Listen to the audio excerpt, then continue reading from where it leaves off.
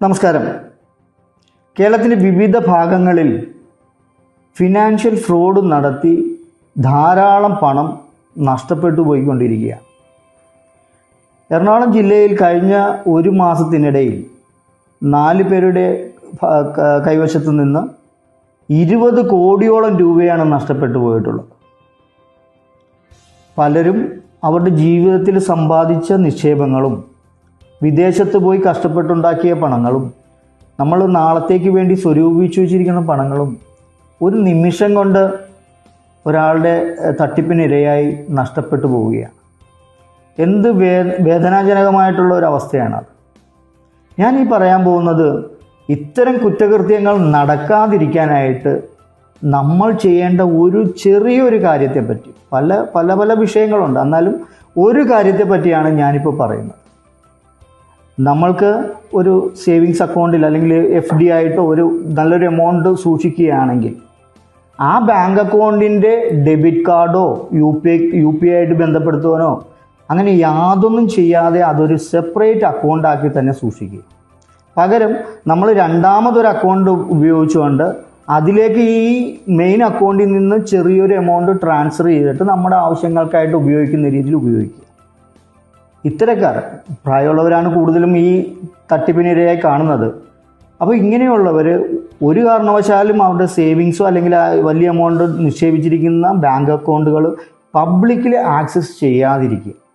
പബ്ലിക്കിൽ ആക്സസ് ചെയ്യാതിരിക്കുക എന്ന് പറയുന്നിട്ട് ആ ഡെബിറ്റ് കാർഡ് ഉപയോഗിച്ച് സാധനങ്ങൾ പർച്ചേസ് ചെയ്യുകയോ അല്ലെങ്കിൽ നമ്മൾ ഓൺലൈൻ ഷോപ്പിങ്ങോ ഒന്നും ചെയ്യാതെ ഇരിക്കുക.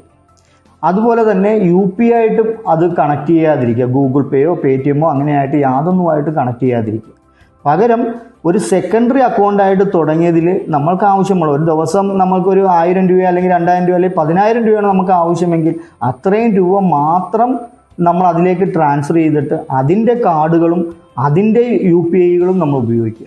നമുക്ക് എന്തെങ്കിലും തരത്തിലൊരു നഷ്ടം ഉണ്ടായാൽ തന്നെയും ഈ സെക്കൻഡറി അക്കൗണ്ടിൽ ഈ എമൗണ്ട് മാത്രമേ നഷ്ടപ്പെട്ടു പോവുകയുള്ളൂ. ഇപ്പോൾ നമ്മൾ കണ്ടുവരുന്നത് പലതരത്തിലുള്ള കൊറിയറുകളുടെ പേരുകൾ പറഞ്ഞ് ഇല്ലീഗലായിട്ടുള്ള വസ്തുക്കൾ കടത്തിയെന്നും പറഞ്ഞുകൊണ്ടുള്ള പരാതികളിൽ ഭീഷണിപ്പെടുത്തി അവരെ പാനിക്കാക്കിക്കൊണ്ട് അവരെ ഡിജിറ്റൽ അറസ്റ്റ് ചെയ്തുകൊണ്ട് പണം തട്ടുന്ന രീതിയാണ് നമ്മൾ കണ്ടുവരുന്നത്. അപ്പം ഇങ്ങനെ ചെയ്യുന്നത് വഴി ഇങ്ങനെ നമ്മൾ ആ മെയിൻ അക്കൗണ്ട് പബ്ലിക്കിൽ ആക്സസ് ചെയ്യാത്ത രീതിയിൽ അത് സൂക്ഷിക്കുന്ന രീതിയിൽ നമ്മൾ കൈകാര്യം ചെയ്യുകയാണെങ്കിൽ നമുക്ക് ഒരു പരിധിവരെ ഇത്തരത്തിലുള്ള ഫിനാൻഷ്യൽ ഫ്രോഡുകൾ തടയാൻ പറ്റും. ഇങ്ങനെ ഫിനാൻഷ്യൽ ഫ്രോഡുകൾ നടന്നാൽ ഉടനെ റിപ്പോർട്ട് ചെയ്യേണ്ടത് എല്ലാവരും പറഞ്ഞ് നിങ്ങൾക്ക് അറിയാവുന്നതാണ്. 1930 നമ്മൾ കംപ്ലയിൻറ്റ് രജിസ്റ്റർ ചെയ്യേണ്ടത്. ഈ 1930 എന്ന് പറയുന്നത് ടോൾ ഫ്രീ നമ്പർ ആയതുകൊണ്ട് ധാരാളം കോളുകൾ ഇങ്ങനെ വരുന്നതുകൊണ്ട് അത് പല പ്രാവശ്യവും എൻഗേജ്ഡ് ആയിട്ട് നമുക്ക് അനുഭവപ്പെടാം. 1, 2, 3, 4 പ്രാവശ്യം വിളിച്ചാലും നമ്മൾക്ക് അത് കിട്ടണമെന്നില്ല. എത്രയെന്ന് വെച്ച് കഴിഞ്ഞാൽ നമ്മളത് ട്രൈ ചെയ്ത് അവരെ കോണ്ടാക്റ്റ് ചെയ്ത് നമ്മളുടെ പരാതി അവരെ ബോധിപ്പിക്കുന്ന പക്ഷം അതിൻ്റെ ഗുണമെന്ന് പറയുന്നത് ഈ പറയുന്ന ഏതൊക്കെ ബാങ്കിലേക്കാണോ നമ്മളിൽ നിന്ന് തട്ടിയെടുത്ത പണം പോയിരിക്കുന്നത് ആ ബാങ്കുകളിലെല്ലാത്തിൻ്റെയും ഡീറ്റെയിൽസ് നമുക്ക് ലഭിക്കും. പെട്ടെന്ന് തന്നെ പോലീസിനൊരു തീരുമാനം എടുക്കാൻ പറ്റും ഏതൊക്കെ ബാങ്കുകളിലേക്കാണ് ഈ പൈസ പോയിട്ടുണ്ടെന്ന് പെട്ടെന്ന് അറിയാനും പറ്റും. അതുകൊണ്ട് എത്രയും പെട്ടെന്ന് തന്നെ ഇങ്ങനൊരു ഇൻസിഡൻറ്റ് ഉണ്ടായാൽ തന്നെ cybercrime.gov.in അല്ലെങ്കിൽ 1930 വിളിച്ച് നിങ്ങൾ കംപ്ലയിൻറ്റ് രജിസ്റ്റർ ചെയ്യാനായിട്ട് ചെയ്യുക. ഉടനെ തന്നെ തൊട്ടടുത്തുള്ള സൈബർ ക്രൈം പോലീസ് സ്റ്റേഷനിലോ നിങ്ങളുടെ അടുത്തുള്ള മദർ പോലീസ് സ്റ്റേഷനിലോ നിങ്ങൾ റിപ്പോർട്ട് ചെയ്യുന്ന പക്ഷം നമ്മൾക്ക് ഇതിനൊരു ഗോൾഡൻ ടൈമുണ്ട്, ഗോൾഡൻ പീരീഡ് ഉണ്ട്. 2-3 അവേഴ്സിനുള്ളിലൊക്കെ നമ്മൾ ഇത് ചെയ്യുകയാണെങ്കിൽ നിങ്ങൾക്ക് പൂർണ്ണമായിട്ടും പൈസ നിങ്ങൾക്ക് തിരിച്ചു കിട്ടുന്നതാണ്.